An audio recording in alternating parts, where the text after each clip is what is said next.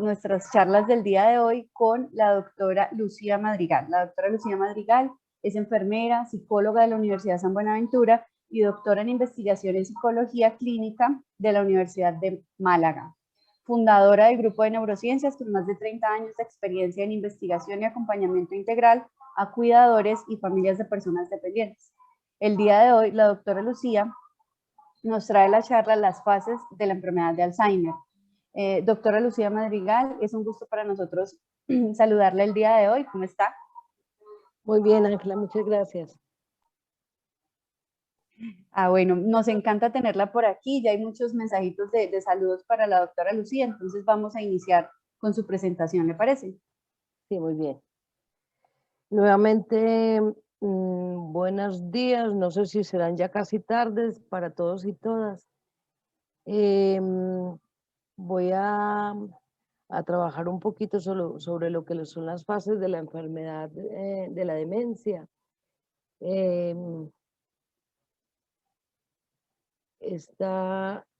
Dale, Ángela, siguiente. Dame un segundo, ya comparto, listo. Vale. Las fases, yo pienso que cuando tenemos un paciente en la casa con demencia, siempre pensamos, pues es que tiene una demencia, pero nunca nos detenemos a pensar si pasa por una fase y cuáles son los síntomas que presentan en ella, ¿cierto?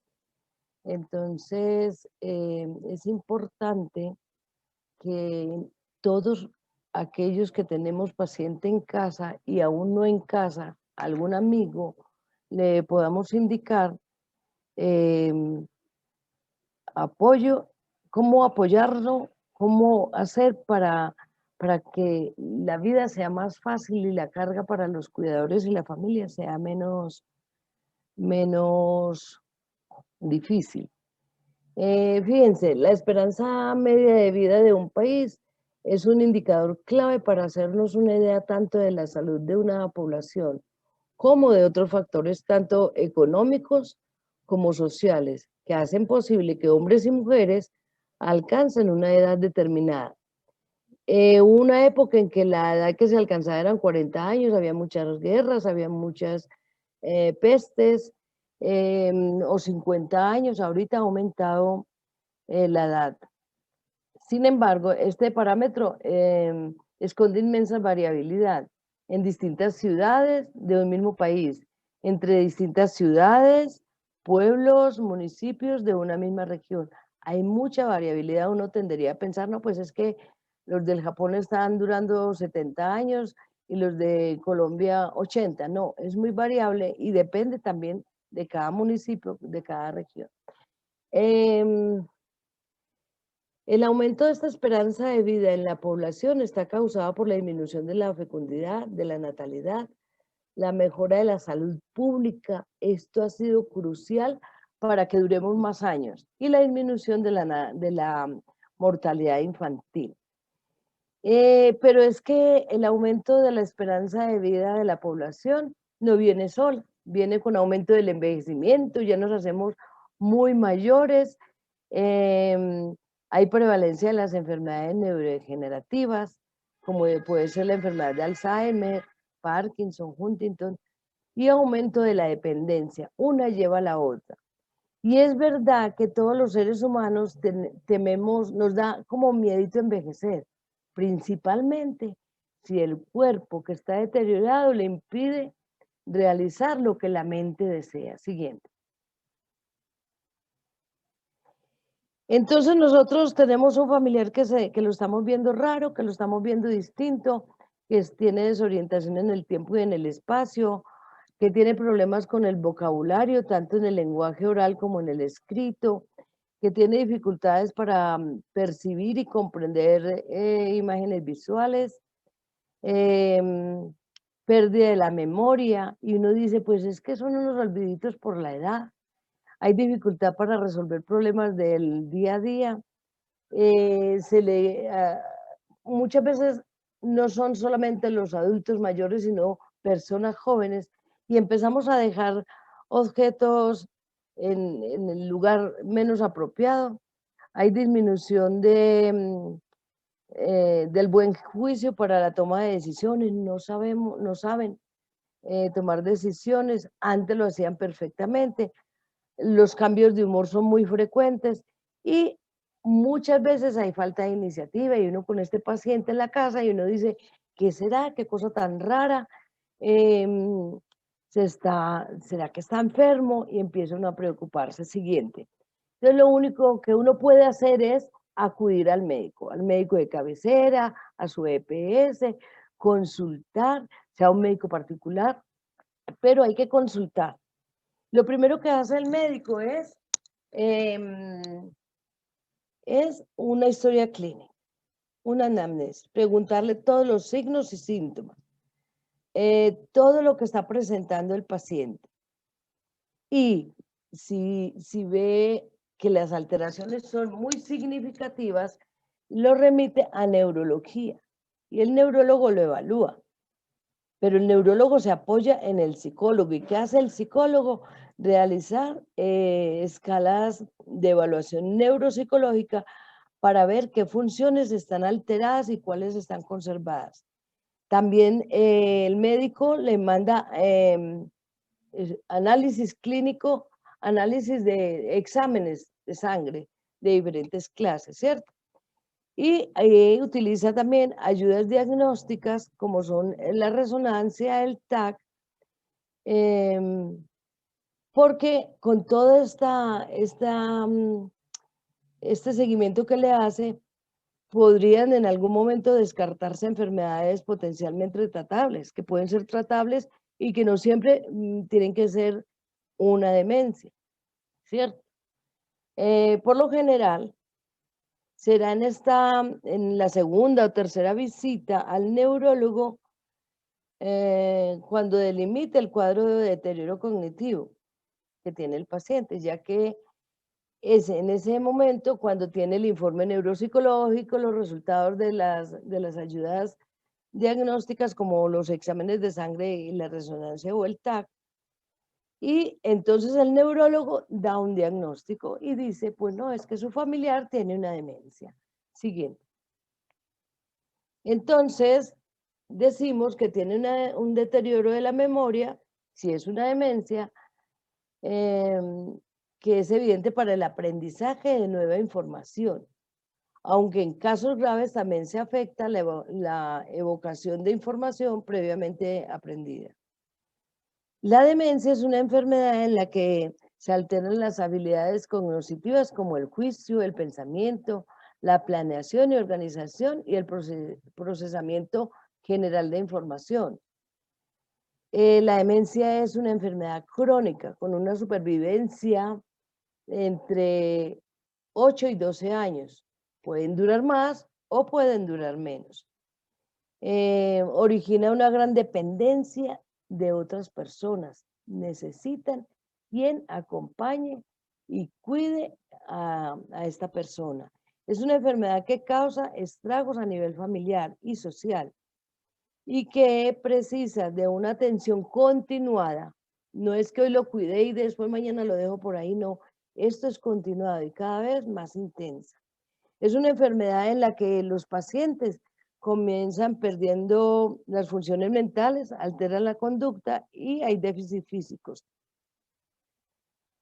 Entonces, el médico para poder decir que es la demencia que tiene una demencia, se ayuda de la historia clínica, de la evaluación neuropsicológica, que son herramientas de apoyo, las imágenes, los exámenes de sangre y otros análisis, y se basará en las clasificaciones que hay estandarizadas. Siguiente. Hay sistemas de clasificación en el diagnóstico de las demencias. Y aunque no hay dos enfermos de demencia iguales, la evolución típica de la enfermedad se divide en sucesivas fases en función de los síntomas habituales que se manifiestan. Por ejemplo, tenemos el DSM, la clasificación internacional de enfermedades CIE-10, la escala de deterioro global, sumado a las resonancias que se le hayan hecho. Siguiente. El DSM nos dice que para que sea una demencia tiene que tener deterioro de la memoria, o sea, en el registro, retención, evocación y reconocimiento, y que tenga al menos uno de los siguientes.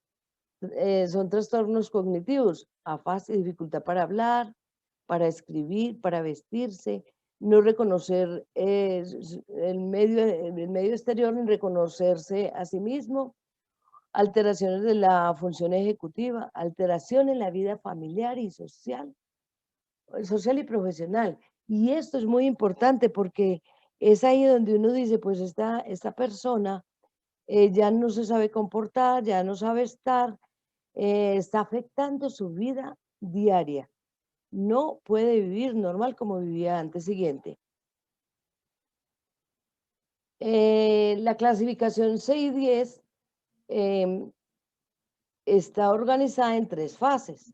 En la primera fase hay alteración de la memoria del lenguaje, pérdida de capacidad y concentración, desorientación espaciotemporal, hay alteración en la personalidad, dificultades para realizar tareas en entornos sociales y laborales, problemas para planificar y organizar.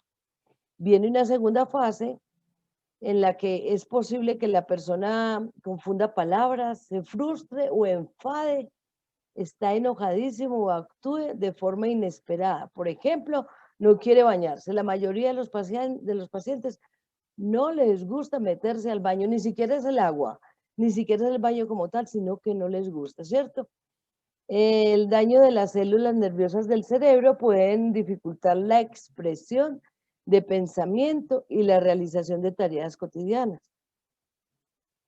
En esta misma fase, número 2, según la clasificación CIE-10, tienen dificultad para comunicarse, desorientación espacial, dificultades en la coordinación y cambios de comportamiento que muchas veces son los que más nos afectan a nosotros como cuidadores.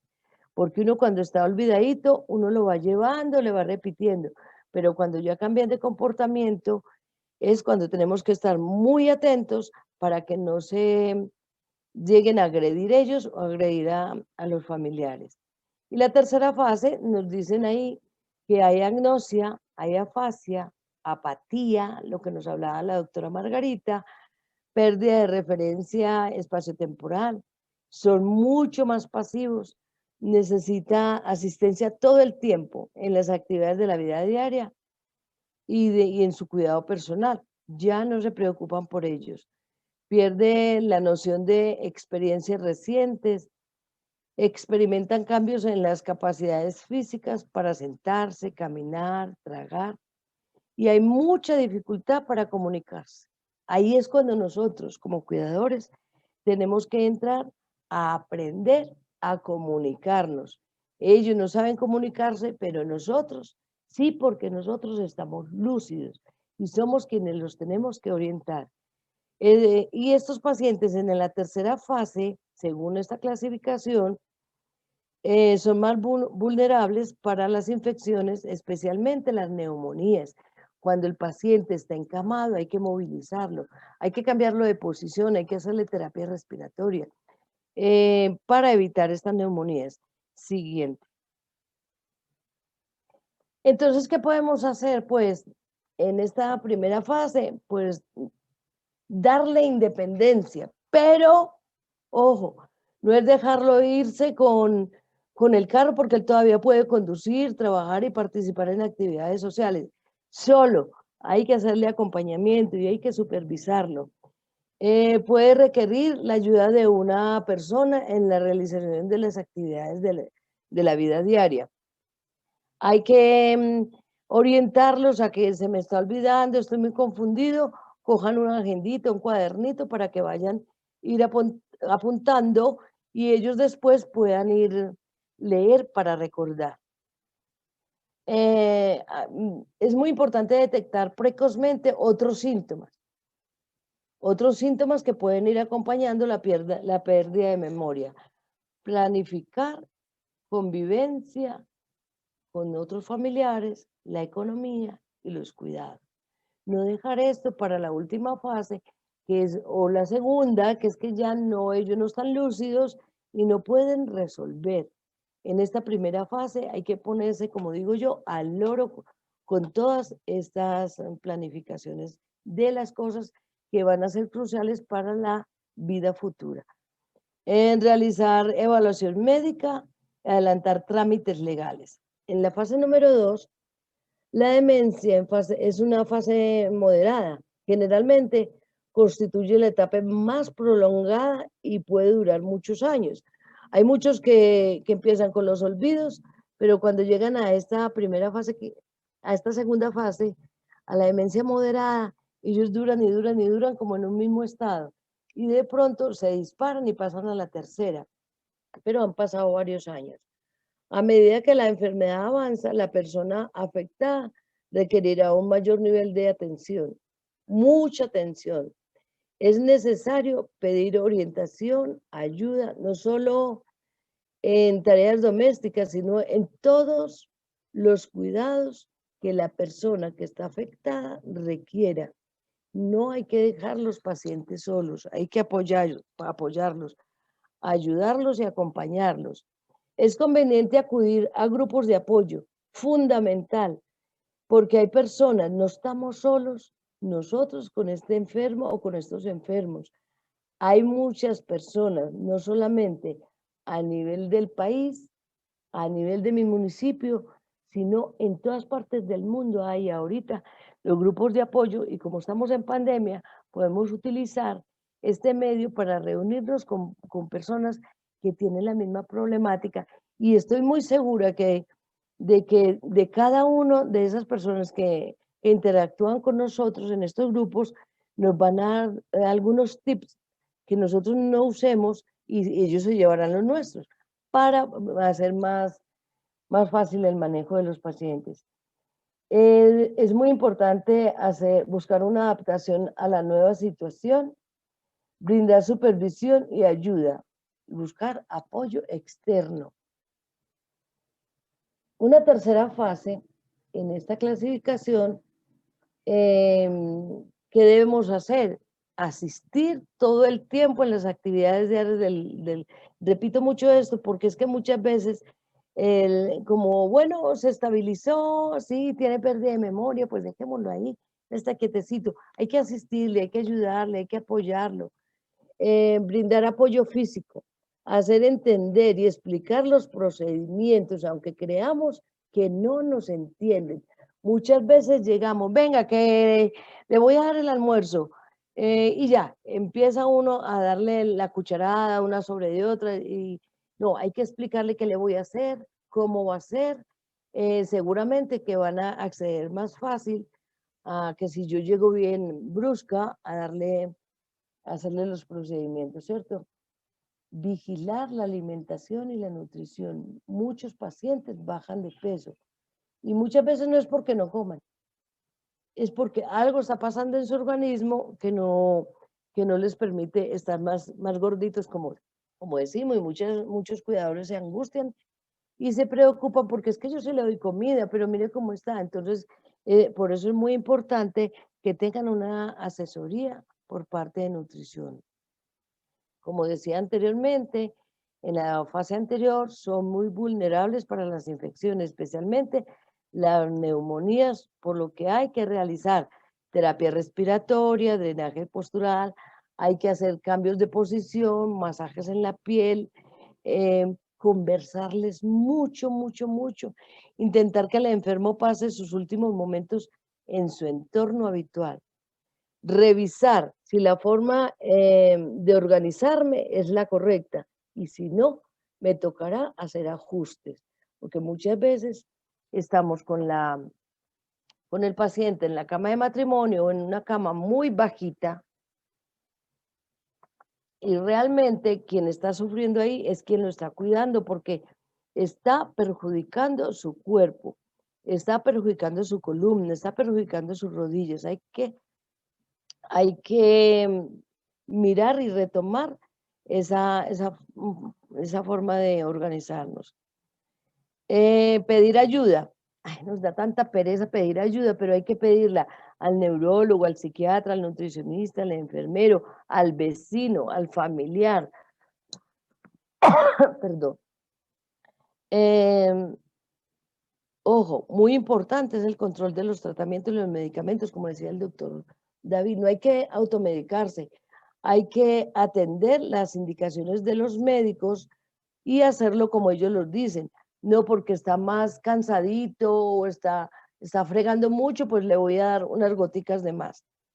Y esto, que yo siempre digo que la gente no quiere que le ayuden, y no quiere porque creen que son los únicos que saben cuidar, y eso no es verdad. A otra persona que nos esté ofreciendo la ayuda, es solo enseñarle cómo se cuida, qué es lo que más necesita nuestro paciente, para que esta persona pueda reemplazarnos y poder tener un descanso siguiente. Tenemos otra forma de clasificar, que es la escala de deterioro global. Esta permite una graduación orientativa para el seguimiento de la enfermedad. Se utiliza habitualmente para estimar el grado de deterioro global. Contempla tanto la evolución de la cognición como la función cotidiana.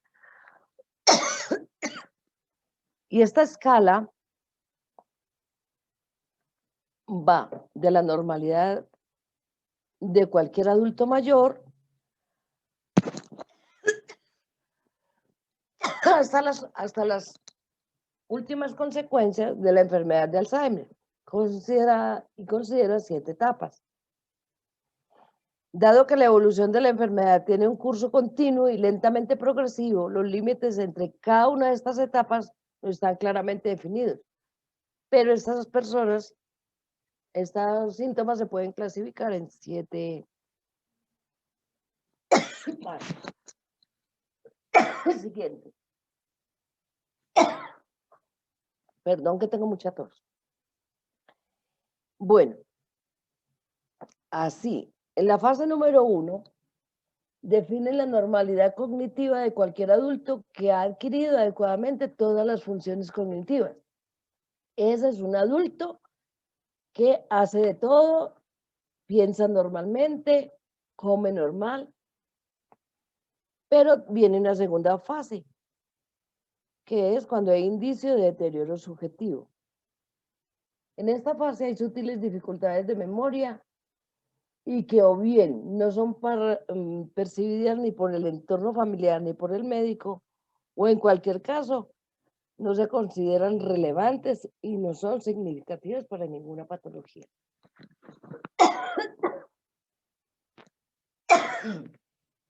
Y la tercera fase, en la que ya se muestra deterioro en entornos no familiares, se le pierden los objetos, hay dificultades para organizarse, le cuesta evocar palabras comunes y nombres de personas. Es complicada la gestión de asuntos financieros. Hay problemas para retener lo que ha leído. Le dificulta recordar a personas que ha conocido recientemente.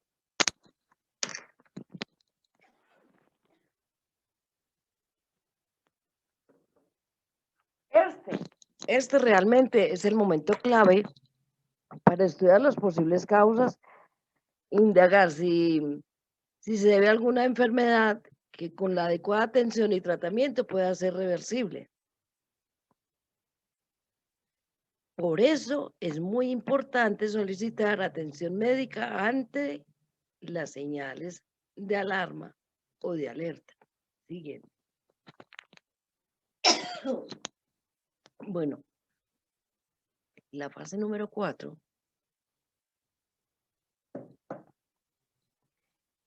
En esta ya hay un nivel de deterioro cognitivo moderado.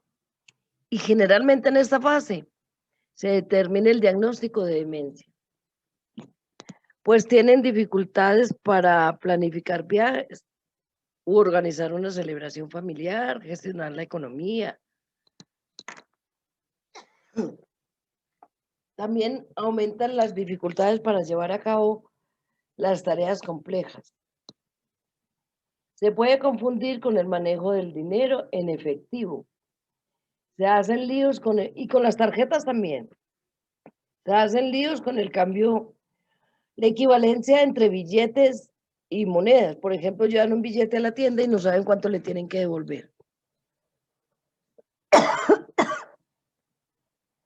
Hay dificultades para recordar cosas que ocurrieron hace poco, o hay confusiones en detalles de su propia historia personal. Aquí ya se nota mucho deterioro. Siguiente. La fase 5 y 6 es moderada y moderadamente grave de la demencia, de tipo Alzheimer. En la 5 la persona ya está enferma. Presenta un deterioro evidente que puede ir de moderado a grave según los síntomas que se van presentando.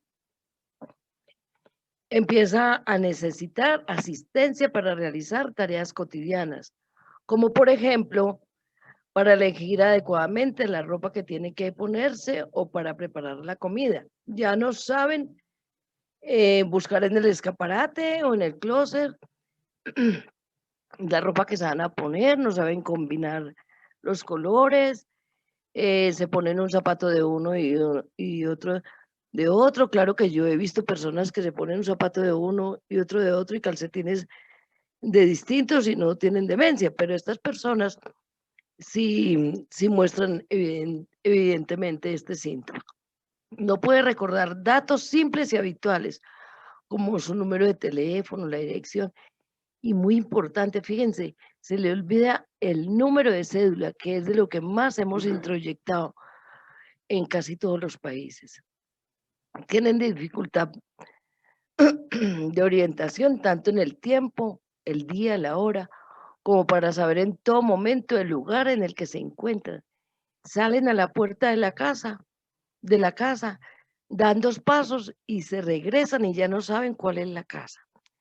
En general conocen los nombres de sus allegados más próximos, esos con los que está conviviendo más, e identifica correctamente a las personas familiares. Si le ponemos un álbum de fotos de los paseos que hicieron, seguramente ellos van a estar contándole quién es fulano y quién es el otro. Siguiente. Y la fase 6, en esta fase el deterioro cognitivo se agrava y con él la alteración funcional en las actividades cotidianas. La persona ya no puede vestirse bien, necesita ayuda, necesita que las instrucciones que les demos sean muy claras y muy precisas, instrucciones que sean muy cortas, porque cuando las instrucciones son largas no le pillan nada. Necesita ayuda para mantener la higiene personal, ducharse, usar el sanitario, comer. Muchas veces uno les pone la comida en la mesa, los deja ahí y cuando va a ver no han probado bocado porque no hay que ayudarles. Hay dificultades con el control de esfínteres. Entonces empiezan a veces es un poquito más temprano, ¿cierto? A utilizar el pañal. Pero en esta fase ya es muy evidente la necesidad de pañal. Presentan desorientación temporoespacial y problemas de orientación respecto a su propia persona y biografía. Según esta clasificación, pueden olvidar el nombre de personas cercanas en la fase 6. Y hay cambios de personalidad, conducta que pueden tornarse en obsesiones, agitación, ansiedad, agresividad, delirios. Los cambios de conducta pueden ser variables y no tienen por qué presentarse en todos los casos. No todos presentan lo mismo, pero en general estos son los síntomas. Siguiente. Esta fase es la final, la número 7 según esta clasificación. Hay deterioro cognitivo y funcional muy grave. La persona va perdiendo de manera progresiva la capacidad para hablar, para comunicarse, para comer, para caminar. Ya no puede nada, ya hay que hacerle todo. A medida que esta fase, que esta enfermedad avanza, la persona enferma va perdiendo la capacidad autónoma de funciones para comer, caminar, mantenerse erguido. Sentamos a veces el paciente en la silla y muchas veces no nos damos cuenta que hay que estar atentos a esto, que se le va la cabeza para un lado, se le va para atrás, entonces hay que intentar ponerlo cómodo, que tenga confort, como nos gustaría a nosotros que nos pusiéramos si estuviéramos en esa situación.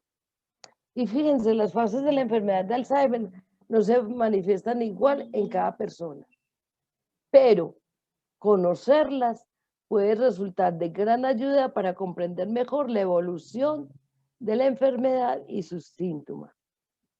Siguiente. Entonces, ¿qué podemos hacer? Una persona con Alzheimer de verdad va perdiendo las capacidades cognitivas y funcionales en orden inverso a como se adquirieron de forma natural, así como se adquirieron con el crecimiento y la maduración cerebral. Es al contrario, así. Una de las capacidades afectadas en fases leves es la capacidad de gestionar el dinero, mientras que el control de esfínteres se pierde más tardíamente en la evolución de la enfermedad. Y esto es al revés de como sucedió en el desarrollo de un niño. Entonces, nosotros qué tenemos que hacer aquí es, uno, no les voy a enumerar, preservar la autonomía y procurar ejercicios de memoria. Mantener desde la primera vez que vemos a nuestro paciente raro, a nuestro familiar cambiado. Mantener normas de seguridad en la vivienda. Muchas personas afectadas por demencia se caen fácilmente.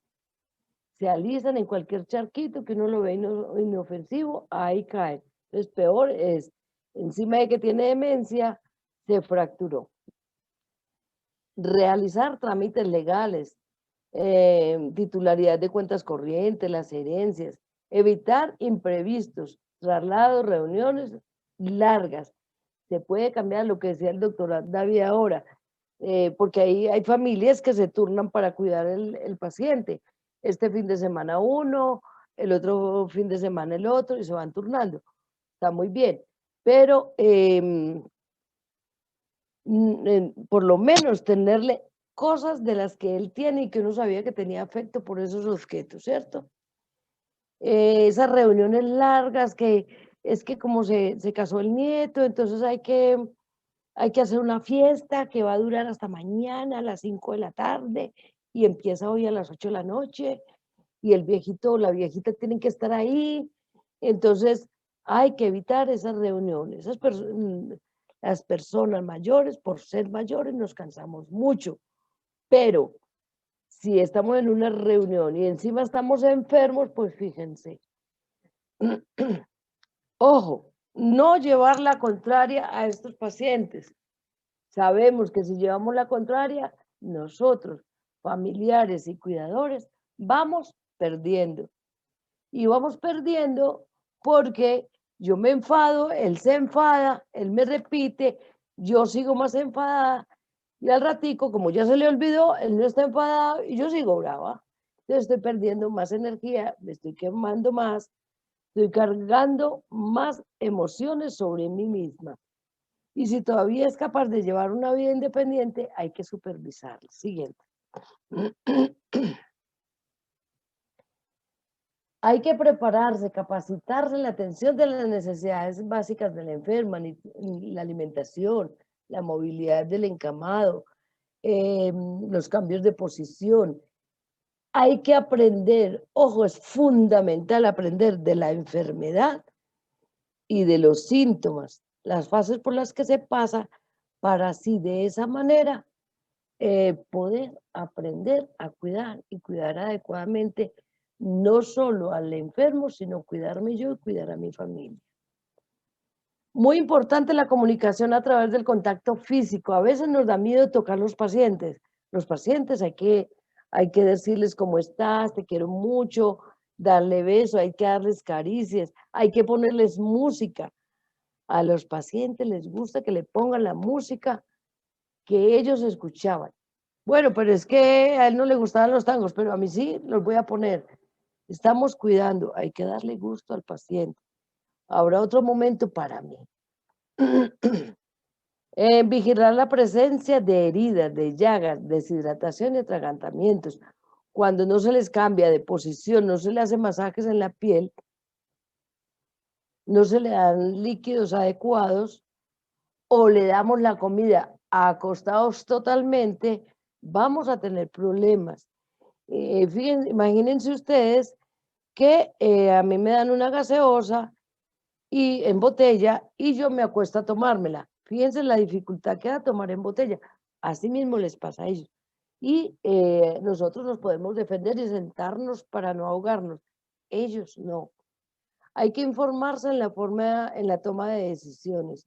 Hay decisiones que son muy difíciles y que muchas veces hay que reunir la familia entera para poderlas tomar.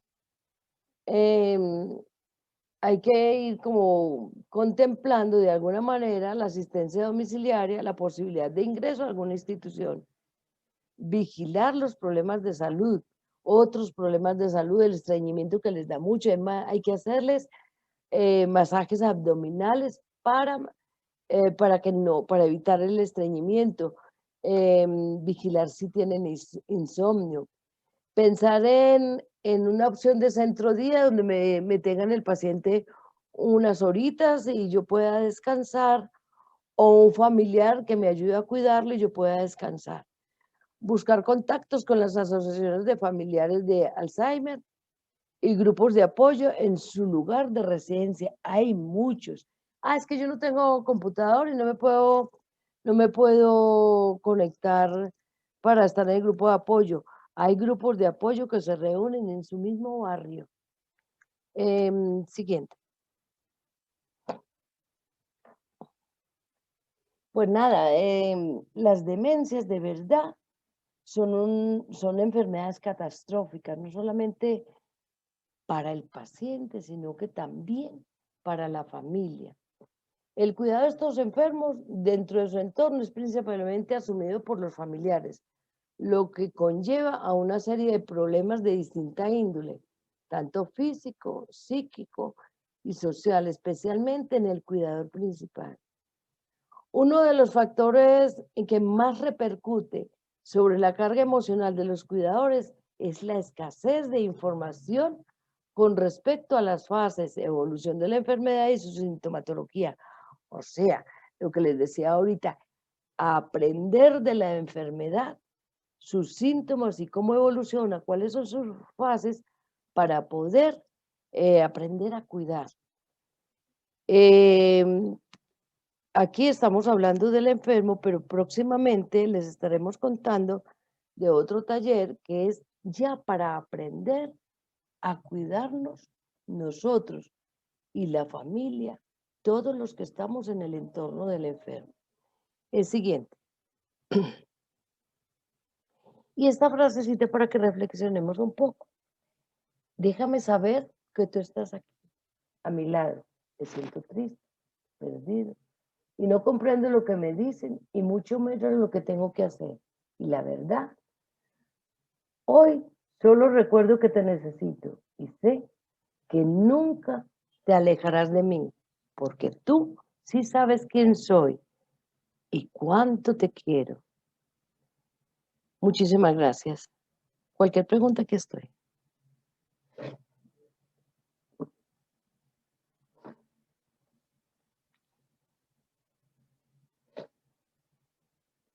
Pues disculpen la tosedera. No te escucho. Estaba silenciada por eso. Bueno, primero, muchas gracias a la doctora Lucía Madrigal por esa charla tan bonita. Siempre logra como conmover a todos aquellos que son cuidadores, porque les habla desde un punto muy cercano, ¿no?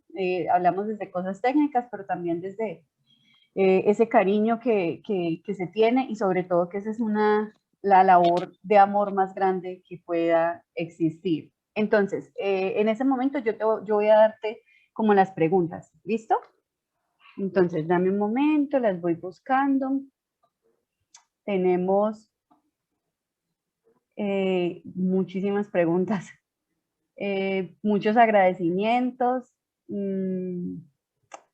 Nos preguntan, ¿en qué fase de la enfermedad se inicia con tratamiento? Pues vean, Muchas veces los tratamientos empiezan desde la primera fase, porque el paciente llegó o muy irascible, o muy triste, o no quiere comer, o, ¿cierto? Entonces, depende de los síntomas, depende del tratamiento del que quieran saber, ¿cierto? Hay personas que llevan a la consulta y realmente apenas son olvidos lo que tiene y le empiezan un tratamiento para que los síntomas sean más leves. No es que le vayan a quitar la demencia, porque no hay nada para la demencia de Alzheimer, pero hay algunos tratamientos que se ayudan a que se haga más lento el proceso. Y a veces se puede empezar al principio, es que si convulsionó en la primera fase le tienen que mandar para las convulsiones, y fue en la segunda se lo tienen que mandar ahí, ¿cierto? De acuerdo a... Si David él puede ayudar un poco en esta respuesta.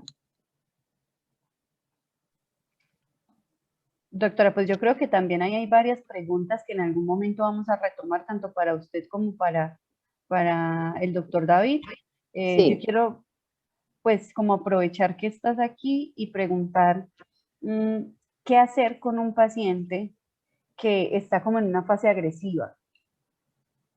sí. Los pacientes, fíjense, en esta última forma de clasificación, los tienen muy tardíamente la parte de agresividad, pero hay pacientes que se vuelven muy agresivos al principio, a cualquier fase, ¿cierto? Entonces, lo que hay que hacer en primera instancia es acudir al médico. Nosotros, como cuidadores, como familiares, no somos capaces de manejar esa agresividad sin tratamiento, sin que lo vea un médico. Nosotros no vamos a medicarlos. Y el paciente hay que evitar, en primera instancia, primero que todo, es evitar que se autoagreda o que le cause daño a alguno de los de la familia. Pero sí hay que buscar al médico, al psiquiatra, al neurólogo. Doctora, que hay una pregunta muy interesante que creo que tiene relación a dos de nuestras preguntas. Nos dicen, ¿qué hacer cuando el paciente está en la primera fase y no acepta la compañía de personas que pueden atenderlo o acompañarlo? Y a la vez nos preguntan, ¿qué hacer cuando un paciente no quiere ir a las terapias o a los tratamientos? Voy a empezar por la primera. Muchas veces ellos no quieren ir es que me van a hacer estimulación cognitiva, me van a hacer, y me tienen que llevar a otra institución. Hay que buscar la forma de que ellos se adhieran. Y bien sea que yo me lleve el terapeuta a mi casa y me enseñe cómo hacerlo y yo poderlo hacer, continuar haciéndolo yo, o que tenga sesiones en la misma casa. Son muy difíciles. Al principio, sobre todo, que muchos de los pacientes pueden presentar una cosa que se llama nosognosia, es que no reconocen su propia enfermedad. Entonces, como creen que no están enfermos, no aceptan. No hay que pelear con ellos, pero sí tratar que se lo digo mucho a las familias, lo que tenemos que hacer es tratar de nosotros también ir a la terapia y hacer el ejercicio cuando el paciente lo está haciendo. Bueno, doctora, y esa es una pregunta que siempre que tenemos una charla no la hacen y creo que usted nos puede dar un poquito de claridad. ¿La demencia es la etapa temprana del Alzheimer? El Alzheimer es una demencia. El Y Alzheimer es una demencia, ¿cierto? O sea, hay demencias y dentro de las demencias está el Alzheimer, la demencia por cuerpos de Lewy, hay diferentes tipos de demencia, ¿cierto? Pero el Alzheimer es una demencia. listo. Nos preguntan también, ¿qué hacer para evitar la pérdida de la memoria?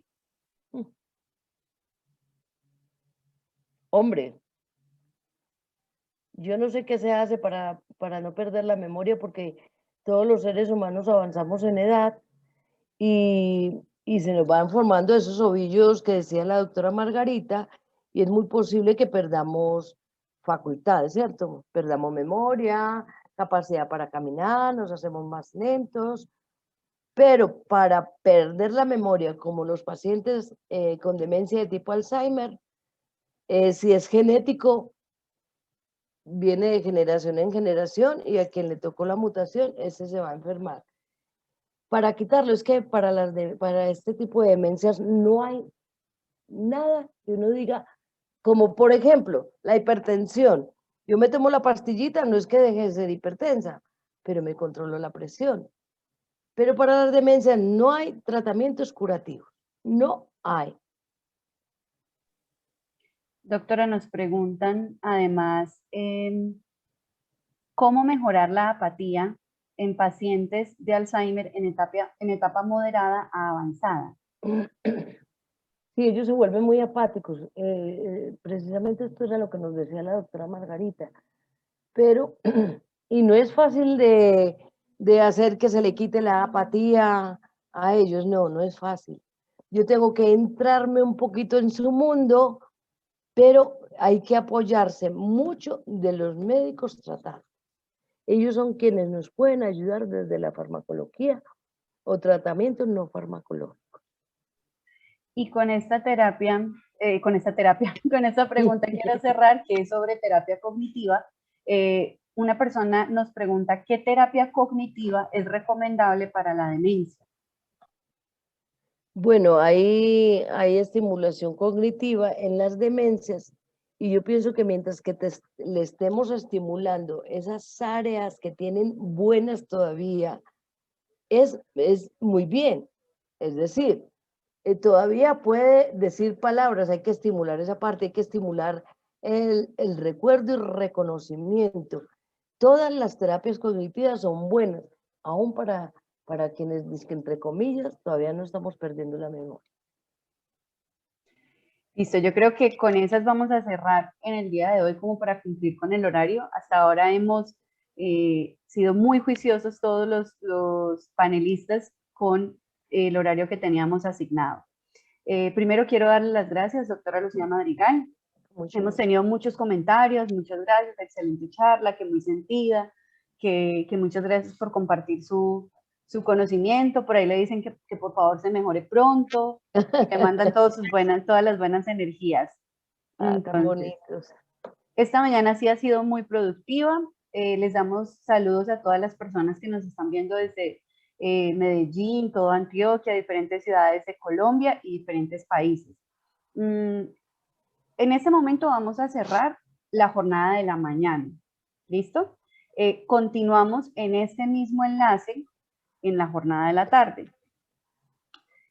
Ahora vamos a continuar con estas charlas que ya les voy a comentar. Seguimos en la tarde e iniciamos a la 1:30 con la charla de la enfermera Cindy Duque y del auxiliar de enfermería Ana Grisales sobre cuidados de la piel del paciente con enfermedad neurodegenerativa.